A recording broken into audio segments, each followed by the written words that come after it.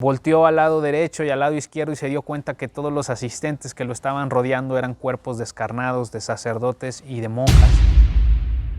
Una leyenda mexicana es un relato perteneciente al folclore contemporáneo que trata sobre una tradición popular o una leyenda urbana, a veces comparado con un tipo de superstición que, pese a contener elementos sobrenaturales, es presentado con hechos reales sucedidos en la actualidad.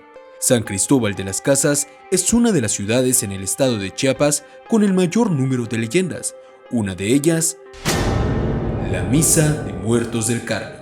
La Misa de Muertos del Carmen es una leyenda mucho más moderna, fue documentada a través de una persona que le decían El Periódico, inclusive Francisco Flores Estrada da el nombre. Hay variaciones en cuanto al nombre de esta persona, unos lo llaman inclusive Manuel Morales. Se cree que vivía en lo que hoy conocemos como la calle Hermanos Domínguez con esquina con Miguel Hidalgo, lo que viene siendo el andador eclesiástico. En esta casa vivía precisamente esta persona a la que le decían El Periódico, porque era una persona que se la pasaba platicando y rumorando con todos los vecinos. Se hizo muy famosa precisamente por toda la rumorología que manejaba esta persona, toda la información que le contaba a los vecinos, a tal grado que muchas veces ni siquiera le creían lo que contaba.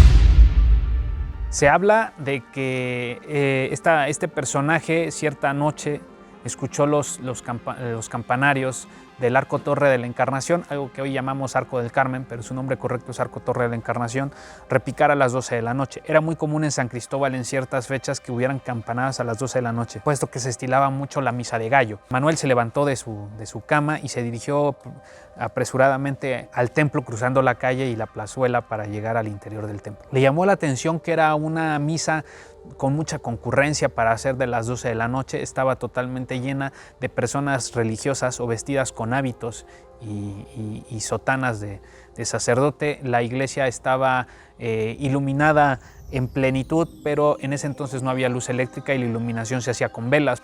Por lo cual él, al ver la iglesia totalmente llena, dicen que se sentó en la parte de hasta atrás y veía precisamente toda la nave principal y al sacerdote dando la misa. Recordemos que antes del Concilio Vaticano II, que fue por ahí de los años 50, las misas se daban en latín y el sacerdote veía al altar, entonces siempre le daba la espalda al pueblo, por lo cual no había nada anormal para Manuel dentro de la misa, más que una exagerada concurrencia para la misa de las 12. Cuando empieza precisamente el símbolo de la paz, que es precisamente darse la mano entre los feligreses que acuden a ella, se dio cuenta de que los feligreses que estaban adelante de él eran precisamente cuerpos descarnados. Volteó al lado derecho y al lado izquierdo y se dio cuenta que todos los asistentes que lo estaban rodeando eran cuerpos descarnados de sacerdotes y de monjas.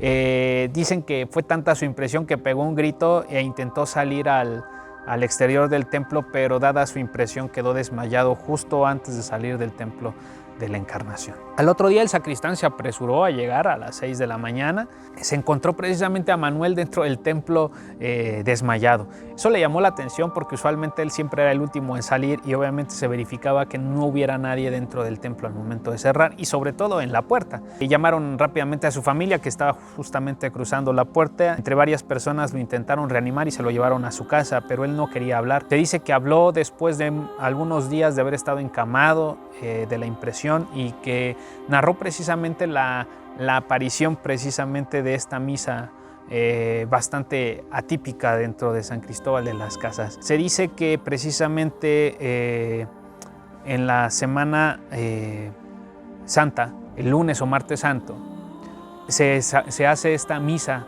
de cada año y que la misa precisamente concluye con una peregrinación de todos los asistentes hacia lo que llamamos como el Cerrito de San Cristóbal, que realmente es una colina, no es un cerro, y van todos los penitentes haciendo una peregrinación por el Cerrito de San Cristóbal, partiendo del templo y atravesando lo que conocemos como la calle Hermanos Domínguez. Algunas personas dicen que se escucha en el martes santo las campanadas y mucha gente haciendo precisamente procesiones, pero es bastante rara las personas que lo pueden escuchar porque dice que solo son personas seleccionadas para ser llamadas a esta misa.